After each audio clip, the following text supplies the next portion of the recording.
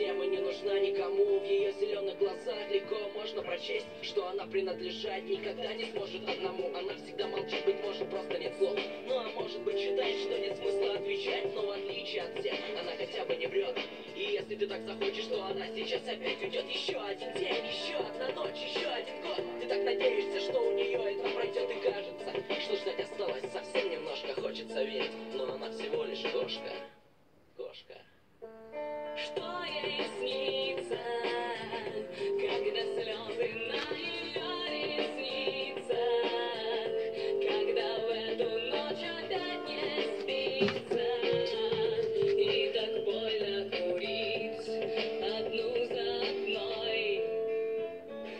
Ты все простишь утром, когда услышишь свою дверь звонок. Она опять улыбнется и уснет у твоих ног. И что-то внутри вдруг снова станет на место. Так далеки друг от друга, но все же кажется, что вместе. Сейчас она с тобой, после с кем-то еще. Она тебя понять не может, ей просто все равно. Она всего лишь любит развлечения и вино. И каждая ночь, и каждый раз заодно. Она вернется опять и снова будет молчать. И ты ее не вини, если совсем не хочешь потерять. Помолчи с ней немного, попробуй просто понять. Она всего лишь кошка, и хочется